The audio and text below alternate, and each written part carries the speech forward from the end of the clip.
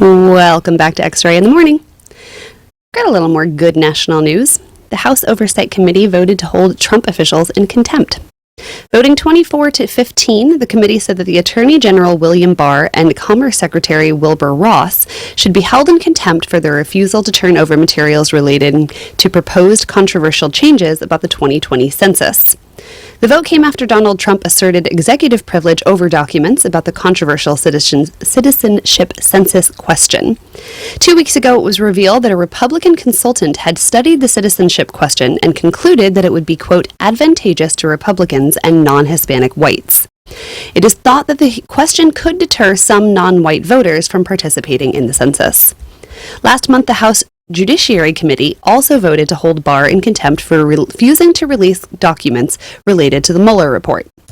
But in that case, a compromise was reached before the matter came for a vote by the entire membership of the House. Hannah, what happens when someone is held in contempt? Well, you either go to jail or pay a fine. What normally happens?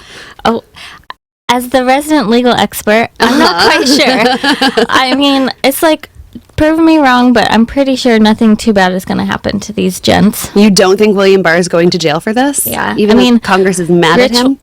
Rich white men rarely see jail for the crimes they commit against our country. And that's a whole other conversation for a whole other day. What else we got? The Trump administration will hold immigrants at a site that used to be a Japanese internment camp. Yikes. Fort Still is an army base in Oklahoma. During World War II, it was used as a prison for Japanese American civilians. Between 1942 and 1946, the U.S. government forcibly removed an estimated 120,000 men, women, and children from their homes and incarcerated them across the country. Fort Still was later used to hold German prisoners of war. Health and Human Services said in a statement, it has taken about 40,900 children into custody through April 30th. The Trump administration has selected Fort Still to hold 1,400 of these immigrant children until they can be given to an adult relative. I'm really glad that we chose to use the word incarcerated here, because that is what's happening to these people, even though they're just people and did not commit a crime, nor were they convicted of a crime. Yeah, I mean, I know there's been a lot of chatter on Twitter about saying, like, now we actually can call them internment camps. Yeah, yeah, absolutely. It's no longer dramatic to say that, because we are literally housing them in internment camps. Yeah, I almost think it's a good thing, because, you know, this administration is all about language, right? The whole no collusion thing, even though collusion isn't an actual thing or a crime. But yeah, I mean, that's what these have been all along, and now at least we can talk about it with that language, which makes it seem a lot more serious. One more national story. A police shooting protest in Memphis ended in tear gas and injuries. The protests on Wednesday night followed news that federal marshals had shot and killed a man. At least 24 officers, 2 journalists, and several protesters were injured. The man shot and killed by marshals was reportedly a wanted fugitive with several warrants.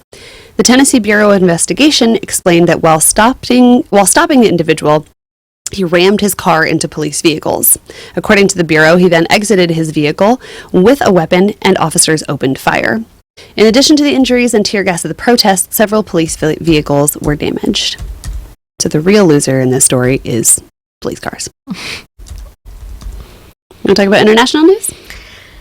Tom had talked about, 2 oil tankers were attacked in the Gulf of Oman. The U.S. is blaming Iran. The attacks on Thursday increased oil prices and concern about a confrontation between the U.S. and Iran. The Iranian mission to the U.S. says the country, quote, categorically rejects the U.S. unfounded claim with regard to the June 13th oil tanker incidents and condemns it in the strongest possible terms. One ship was owned by Norway, the other by Japan. It is not exactly clear what happened, but explosions caused both crews to abandon ship. Crude oil prices spiked more than 4% after the attacks. U.S. Secretary of State Mike Pompeo said, quote, "It is the assessment of the United States government that the Islamic Republic of Iran is responsible for the attacks that occurred in the Gulf of Oman today." He did not provide direct evidence for the claim, but said it was based on, quote, "intelligence, the weapons used, the level of expertise needed to execute the operation, recent similar Iranian attacks on shipping, and the fact that no proxy group operating in the area has the resources and proficiency to act with such high degree of sophistication." Oh, I like the way you said that word. It was very sophisticated. I was trying to do it Don't like try. Yeah, right, fair enough. Hannah's clearly the sophisticated one here. This story, it really could just like sort of fall under the rug, like, oh, wow, that's kind of a big deal. Let's move right along. But we're actually going to talk to a reporter later today at 8 o'clock, so stick around for that, about how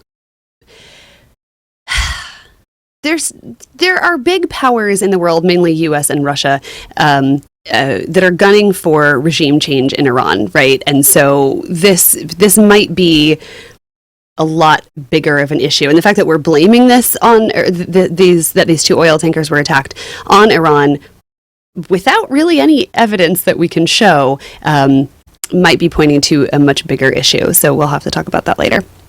One more international story I wanted to cover, that Ecuador's High Court has legalized same-sex marriage. They did so in a 5-4 decision after a private hearing.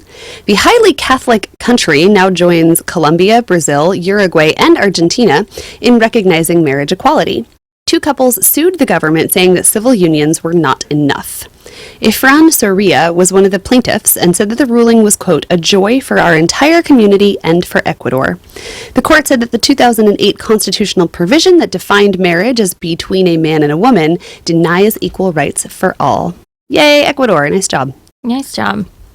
And like 2 weeks ago, we read about Thailand doing the same. So yeah, these stories keep rolling in. Everyone is reaching the 21st century, except for us, who is rolling it backwards and using a lot of coal.